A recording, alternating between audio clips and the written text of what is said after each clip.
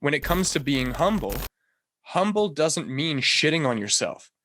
Humble doesn't mean knocking yourself off of the accomplishments that you've made. Humble is pulling people up and putting them on that pedestal on the same level as you.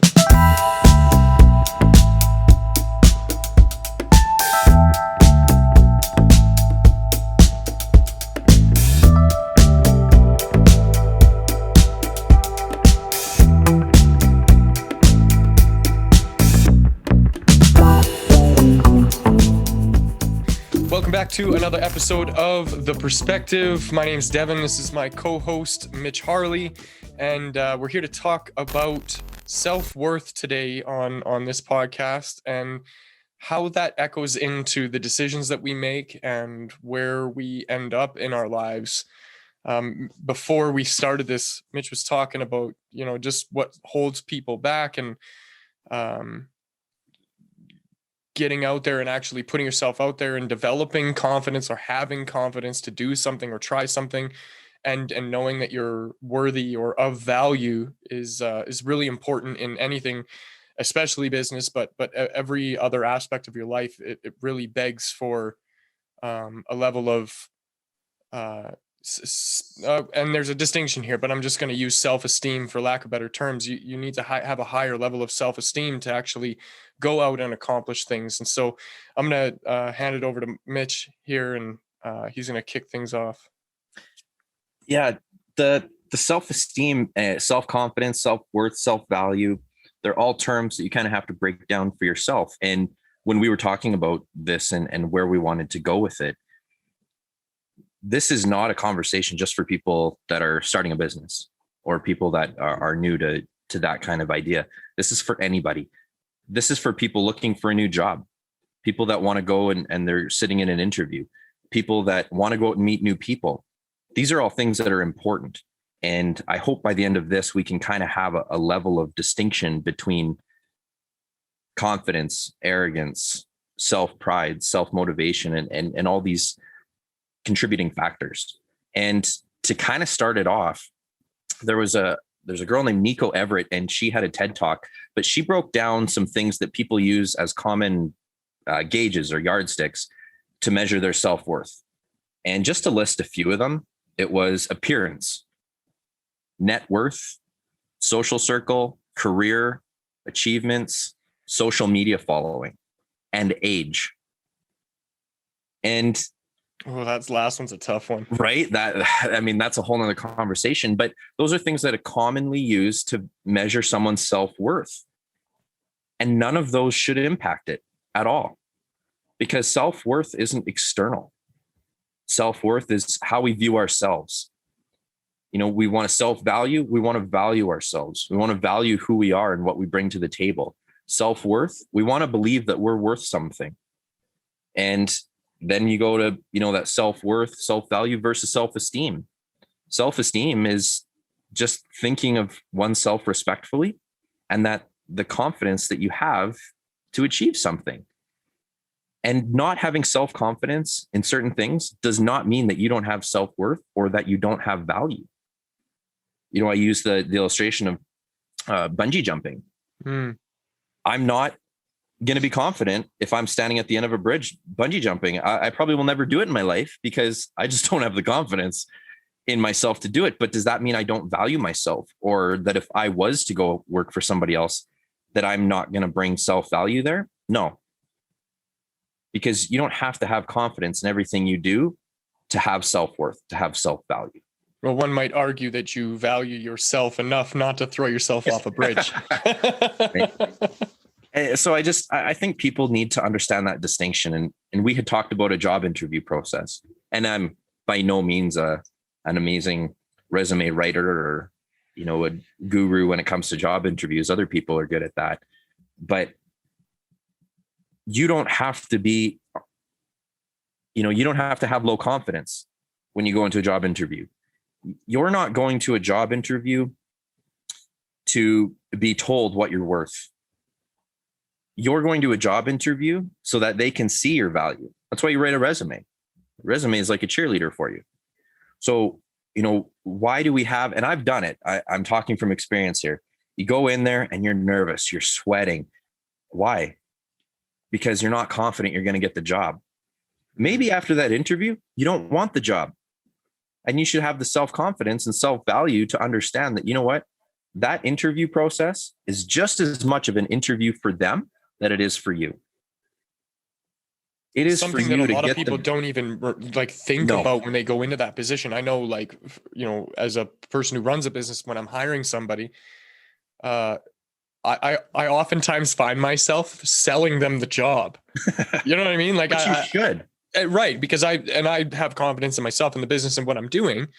And when it comes to like communicating that to the other person, I'm like, well, yeah, I like you. You're a good fit. Our personalities mesh. I think you're capable of said job. But do you like it? Is it something that's going to serve you? And I think maybe it just might be me projecting into the future and going, well, if this is something that you don't enjoy, you're not going to bring your 100% A game. And I don't want to have somebody on the team that's only there 50% of the way. You know what I mean? Because I'm 110 on the thing that I'm building, obviously, because it's my thing and I'm building that. But when I bring somebody into that, let's say, for example, I need somebody to do videos for a commercial. Well, your passion better be capturing video if I hire you. That better be like your life's dream goal to capture video. That's the perfect ideal person for that role. So I have to sell the job to you and say, well, listen, sometimes you're in environments that you're not going to like. Sometimes you're going to be shooting things that you might not necessarily think are great items or whatever. There's challenges when it comes to doing this, but are you willing to accept those challenges? And how can you show me that that's something that you want to take on, is accepting those challenges and building yourself up? I love how right at the very beginning you kicked it off with, it's not other people's jobs to measure you. You're the one who is responsible for measuring yourself. So one of the biggest problems I faced when I was younger was constantly seeking validation externally, looking for other people to validate what I thought was reality. So I think I'm cool. And then I look to other people, to my, couple of friends. Yeah, I might be a little cool. To the cool people who weren't my friends, I was not cool. And so according to them, my friends are lying and these guys are right. And so I'm not cool enough to hang out with the cool kids. And so that constantly seeking that external validation put me at a disadvantage, and I was never able to see what I was actually worth. But that's something common in high school. Like, that's something that probably will never go away, right? That's just a growing pain of adolescence. When you get to true maturity, can you overcome that? Right? Because it's hard to come out of school, and now you're forced into the workforce with a bunch of adults. And if that group of adults hasn't grown past that, all it does is just, it enables it and it grows it, perpetuates. And now you have a culture of people that are cliquey, and they, project your value for you. And I think a really good example of that is going job hunting, because some people overvalue themselves and most people undervalue themselves. So they accept jobs at a pay that is tight, doesn't work for them. They're not happy with it, but they feel like, that's just what I'm worth right now. That's not what you're worth. That's what corporations are telling you you're worth. That's not what you're worth. That's what you're accepting as your value. By accepting the job at a low rate. And I'm not telling people to go and demand ridiculous amounts of money, but there are certain roles out there that have this market value of minimum wage. Like handing coffee out a window is worth $11 an hour. Is it? And I'm not here to argue that. I'm stating, as an individual going out to try to earn an income, are you worth $11 an hour? Because I've seen the role that those people have to play. I've seen the garbage they have to deal with. Customer service jobs have this market value of above minimum wage and some benefits because we're nice people. But they have to deal with problems that people making a lot more money don't have to deal with. And so you have to, as a person, you can't change what corporations are going to pay. You can't go into an interview and tell someone, well, this job is a lot more money than what you're offering. But as an individual, what you choose to accept is on you. Right. And we live in an environment where, okay, it's true, there's some ups and downs in the availability of the world. And sometimes we have to work somewhere just out of sheer need. But I'm not talking about taking a temporary job here. I'm talking about a choice to make an income to support yourself and your family on a more permanent scale. And, those choices, how many times, I mean, you sat through the sales drive course that we put on, and, we talked about how many people are miserable in their jobs because they accepted a role that they didn't want to begin with, but they didn't value themselves enough to make a stand and say, look, that's not what I need. That's not going to pay my bills. Why would I take a job that's not going to pay my bills? Now, on the flip side of this argument, there's people that think they deserve enough to buy a Lamborghini every month, but they have nothing to bring to the table. There's no skills. There's no work ethic.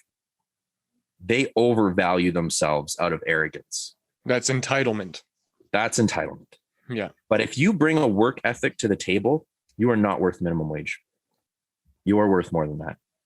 You are worth a job environment that values you, that makes you feel happy and safe, and makes you feel like you can bring a problem to the table and that they will help you find a solution. You can find a job where an employer doesn't penalize you because you're going to have a baby. Right? You're not scared to go on maternity leave. And if your job's going to be there when you get back, you deserve to work for somebody that values you for your true value. And I think maybe it's convoluted, maybe I'm off base a little bit or out of touch with reality, but I strongly feel that. There's this a little bit more, I think, that I would contribute to that. If you are in that position where you take that low paying job because that's, a necessity that you deemed, I gotta, pay my bills or whatever. Sure. That might not be exactly what you need right now. And you might see yourself as worth more than that. So you got to get that in those moments, you are investing in yourself to reach that potential that you want. And it takes being in the mud, starting a business and going, months without an income, not easy to do. And if you can cross over that threshold and make it still safe for yourself or for your family, cool. But that those actions that you take of living on nothing to get to that thing, that's investing in yourself. So if you start, at the fry basket or flipping burgers, which do they even flip the burgers anymore? I don't know. It's been so long. Flipped. I think they just microwave them with radiation or something. But when you're there, ask the people that are in the positions that you want to be in what you can do to take on more responsibility. And when you take on more responsibility, you're investing in yourself, and inevitably that worth will, that personal self-worth will overcome the current place which you're in, which kind of segues to, the way that whole high school thing, the cliquey, you're cool, you're not cool thing. The game never ends. Just because you finish high school and you're like, oh, thank God that's over. And then you go out into the real world. Guess what? It's all the same high school idiots. It's all those people but now they're in these environments instead of somewhere else. And so the game gets even more sophisticated. It gets more articulate. There are tiny little things that if you didn't get it in high school, just kind of naturally, because, you were left to fend for yourself and nobody ever taught you real social skills. When you go out into that space, you're not equipped. You are not armed to handle that kind of stuff. And so you put yourself at a disadvantage, not understanding how the social game works. As we touched on in previous podcasts about having the paradigm shift of, I'm not good enough to maybe what I bring to the table is good enough. I think about it like this.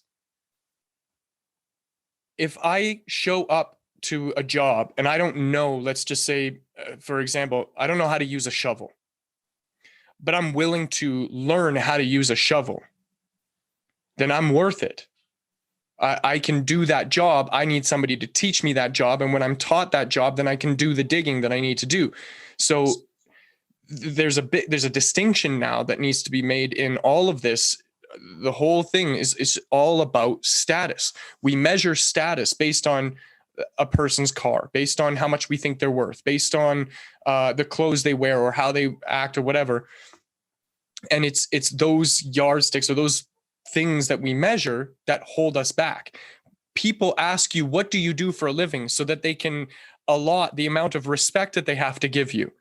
Yep.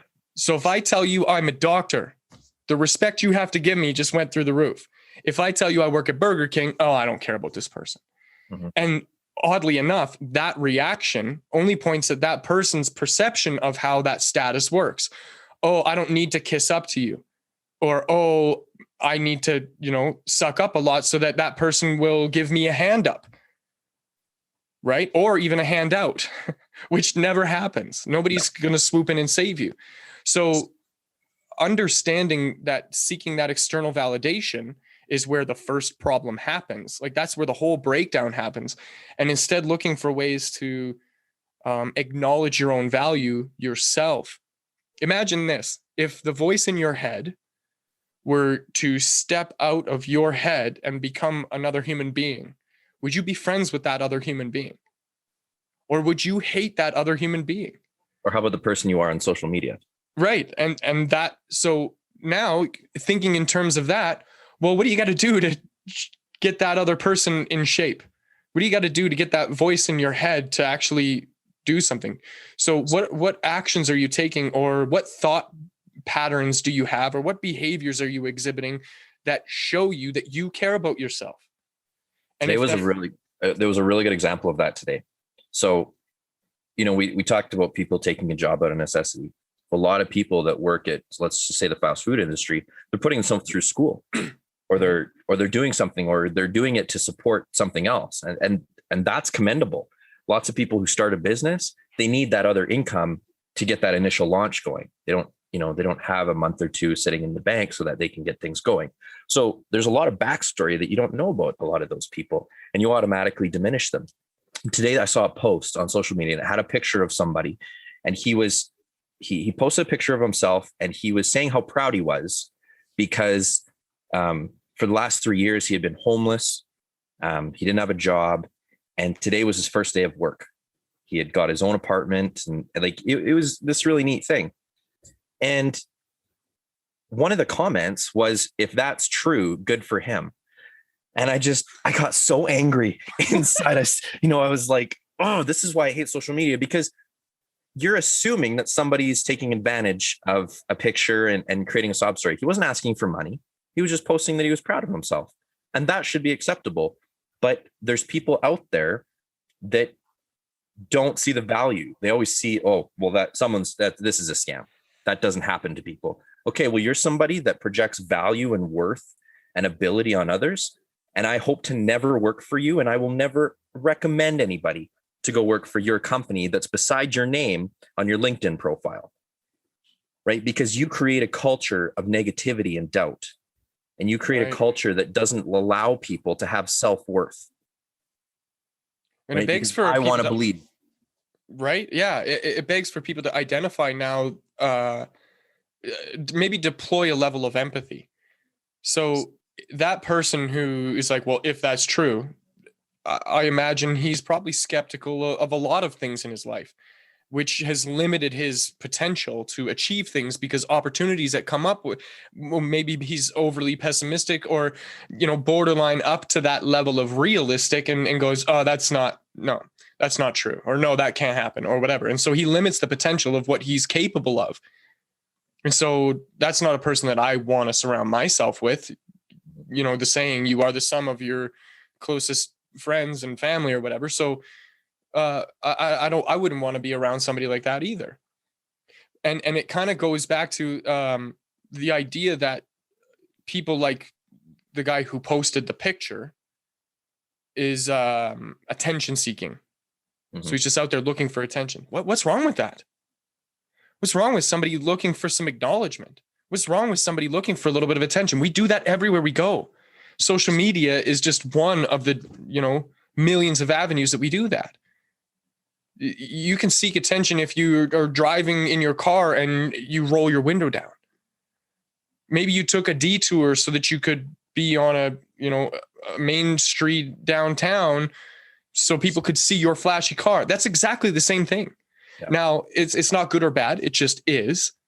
And if you're seeking that attention for validation, then there's a problem there because you're measuring yourself externally or allowing other people to measure you. And so you're giving away your power. You're giving away control over your life, your happiness, your peace. And if you want those things, happiness, love, peace, abundance, you want those things, you have to reverse that. I'm good enough. Everywhere I show up, I know I'm capable of. And if I don't know something, I'll learn something. Crypto is a crazy world. And this is exactly the path that I took. I was like, that crypto, this is 2017. I'm like, I'm sure I got a Bitcoin wallet somewhere with billions of dollars in it that I've lost and forgot. But just in case, I decided over the last 2 months that I was going to learn something. I knew nothing about it, man. The whole world was intimidating. Now, if you ask me questions, I'm pretty quick. I think I got a lot of it, handled, but I didn't know before. And so when I show up, I'm like, oh, I don't know anything. And I can think of like, oh, poor me. Can somebody just save me? Or I can go out there and read some articles. I can watch some YouTube videos. I can figure it out. I can take $100 and do something with it and see what happens and learn along the way. And I know that my willingness and ability to do that, as it reflects on me, gives me the confidence that I think that I deserve. Now, there are some people who take this one step further, and I'd love to get your insight on this, is what happens now when that confidence turns into arrogance and starts embodying or how do I want to say that? It starts I know what you're translating negatively. Yes. And that is a realistic danger. But all of a sudden I have this, I don't know, maybe I stole it subconsciously from somebody, but I have this saying that I use all the time. Never become what you're fighting against. And how many groups of people oppress oppressors, right? They start oppressing groups because for years that's what was done to them. And I'm like, yeah, but you're becoming the thing that you're fighting against. And that's kind of applicable here when it comes to arrogance and self-confidence. Self-confidence only means that you value yourself and your abilities to achieve something. That's self-confidence. You're confident that you can do that, or you're confident that you can get to that point. Arrogance is that level of being better than somebody else. That's not being confident. Confidence doesn't reflect on anybody else. Confidence doesn't matter about who's around you. Confidence is your willingness to do something. Arrogance is holding that over other people. And so when you start involving other people in this metric, that's where arrogance comes in. Even if you are terrible at something, you can still be arrogant. Yeah. Right? How many people, like in rec league, I don't know if you play rec league hockey, some of the worst players are the most arrogant because they won't learn, right? They think that because they can go out there and they can chirp, that they're really good. And there's this level of arrogance. Or that's part of success, is that you get to do that to other people. Yeah. But then if you just internalize that and you say, okay, but I'm a confident player and I go out and I'm a team player, confident players are really good team players because they're confident in their own abilities to contribute, that they actually set others up to succeed. Yeah. So self-confidence and arrogance, never mix those up. And then humble, because there's the spectrum, right? Humble, confident, arrogant. Yes. This idea of humbleness, I deal with this with musicians a lot. I just do music for myself. Okay, well, if you just do music for yourself, record it by yourself on your own time, and then don't show anybody ever, because it's not for them, it's for you. Yeah. So you make your music and then enjoy it yourself, and don't show anybody else, because that's what you said you were doing it for. And I want to see some congruence in what you say. But if that's not the case, then you're doing it for somebody else. Now, why are you doing it for somebody else? Are you doing it because you want those people to like you? Or are you doing it because you want to serve those people with your music? I remember growing up listening to Blink 182, and they got me through some really rough times when I was a kid. Simple Plan, all that, you know what I mean? Good Charlotte, that whole little emo punk rock pop thing. I went through that. And that music served me. And it may have been some of the stories that they shared or whatever, but it wasn't, they didn't need me to validate that they were a good band. Mm-hmm. They did it because it served me. So there's the distinction that you make. Now, when it comes to being humble, humble doesn't mean shitting on yourself. Humble doesn't mean knocking yourself off of the accomplishments that you've made. And those accomplishments that you've made elevate you. Naturally, you end up on a pedestal, whether you like it or not. Humble is pulling people up and putting them on that pedestal on the same level as you. It also means taking people down from where you think they are and putting them on the same level as you. Because if somebody has achieved, let's say, I've made $100,000 this year, but Mitch, you've made $1 million. You're so much better than me. You're way higher than I am, right? There's that status. Yeah. But if I communicate with you like, oh, please, Mitch, you're the best, and I just really want to do what you do, blah, blah, blah. I want what you have. It's going to be really off-putting for you, right? But if I bring you down here with me and then have this conversation like, hey, Mitch, what's up? What can I do to help you on your mission to what you're doing? And eventually that'll serve me because I'm working with you collaboratively, right? And that idea of just pulling or pushing or lifting or whatever it is to put everybody on that same playing field, first of all, makes life way easier. Secondly, it takes away that anxiousness, that low self-esteem, that low value, that low worth, that voice in the back of your head that says, you're not good enough. And we all have it. Mm-hmm.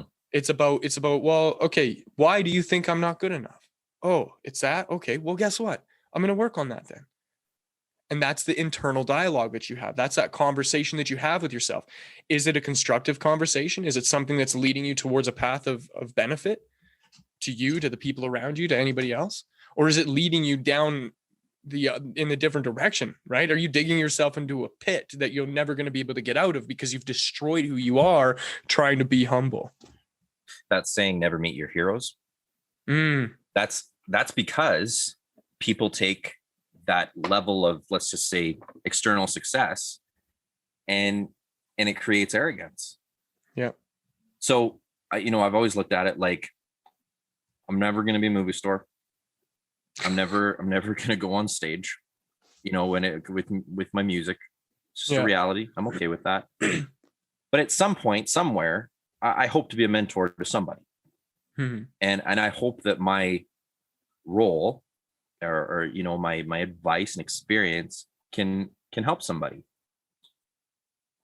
I hope that they look at me not as never meet your heroes, but as that's someone that I want to be like. Right. And not because they're rich, not because they're famous, but because out of respect. That, to me, that's the goal. That's what I view. And if there's something, I tell people all this all the time, and they think I'm crazy, but I'm like, if you ever want a building block or somewhere to start and say, like, what do I have to work on? Go apply at Red Bull. And because they have this really neat online Red Bull kind of self builder. You have to fill out this test, and everyone's like, oh, it's just another personality test. I'm telling you, so much more than that. I grew so much from the results that it kicked back. I never even got an interview. I never got a call back, but I benefited so much from doing that because it's so applicable. It doesn't just say, oh, you're blue, oh, you're yellow.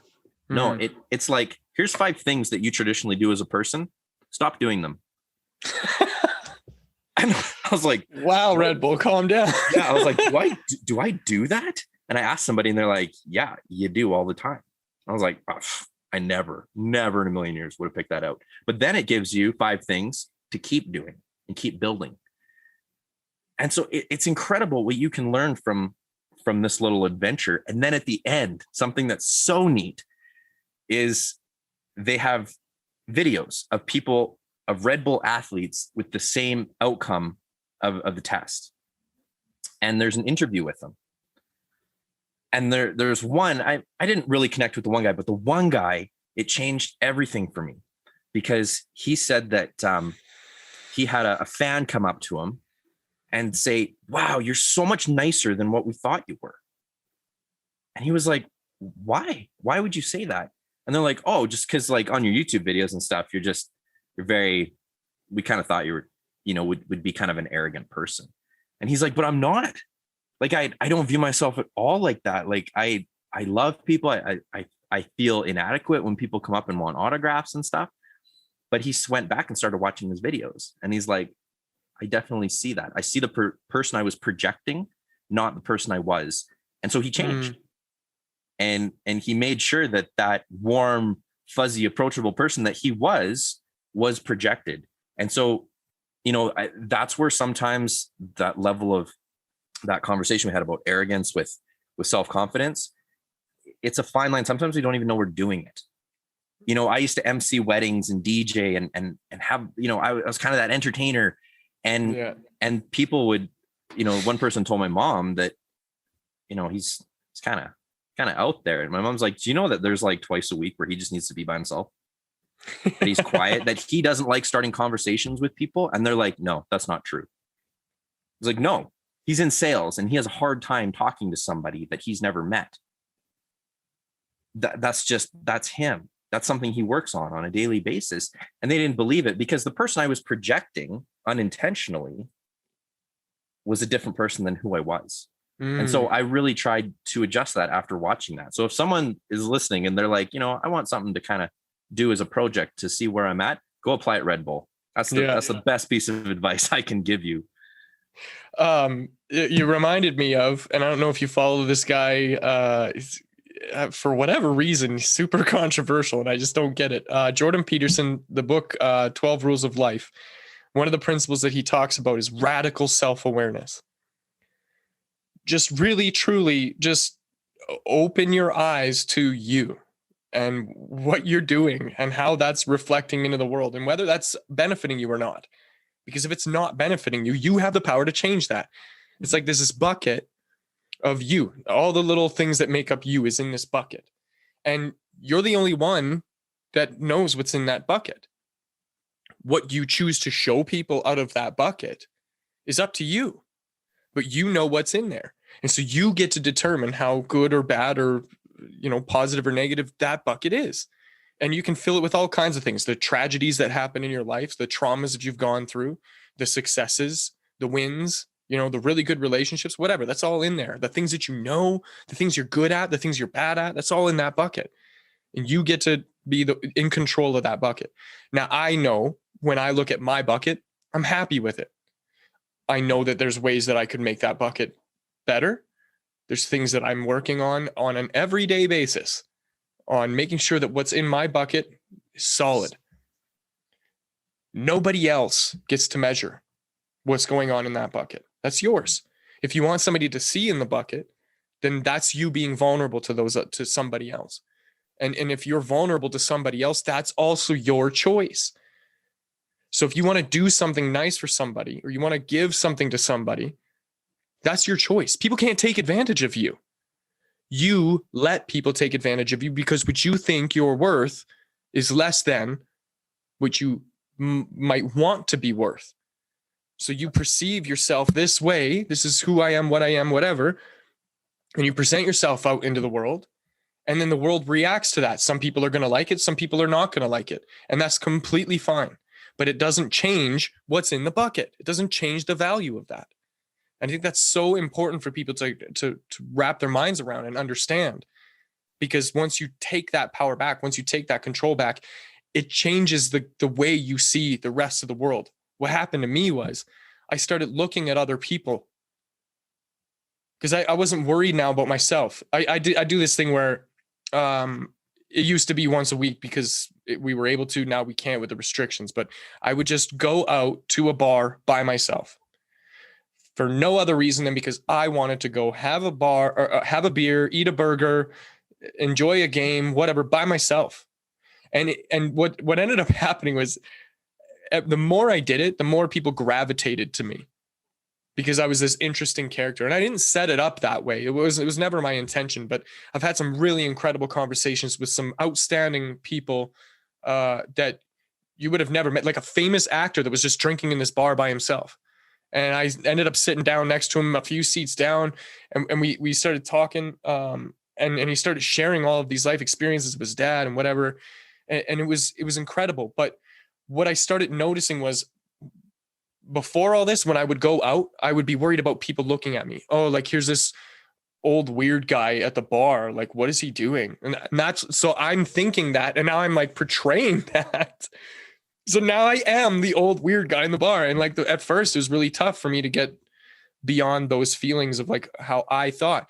I stopped thinking about how I thought. And I'm like, if I feel like this, other people might feel like this too. So I started observing. And what I saw, unprecedented, other people were literally going through that exact same experience. And so the thing that I, unintentionally became was a magnet for those people to be like, how are you doing that? How are you not trapped in your head in this loop of being the weird guy at the bar? And you're just able to, so they have this curiosity and they want to talk. And so the more you like, when you see somebody who you know is in their head and you kind of acknowledge them and get them out of that space, that's a gift, man. It goes so far for that person. And now it's like they become addicted to it. They're like, oh, I want more of that thing. You made me feel good. I want more of feeling good. And so they come to you more and more and more. And I didn't change what was in my bucket. It wasn't like I was out there acting loud and trying to, being a social butterfly. I'm a little bit of an introvert unless I want to be an extrovert. I'm kind of in the middle. And so when I want me time, I like to just go and be alone because I like my company. I'm good company. The conversations I have in my head are really productive most of the time. But flipping that, shifting that frame, that perspective, the paradigm by which you operate is probably one of the most important steps to get over that feeling of like, I'm not good enough. Yeah. So I'm going to introduce a little story that happened to me. And this is something that will stick with me my entire life. And, I'll say it as my final piece on here. So, we got talking about self-worth should not be related to your job. I think that's just something that people should take away from this, because your jobs can come and go. You can get them taken away. You can get laid off, or you can just have to leave due to circumstances. You have no control. Job and worth never associated. Your worth is internalized. Your worth is what you have complete control over that. And so something that happened to me, I was in Kelowna by myself.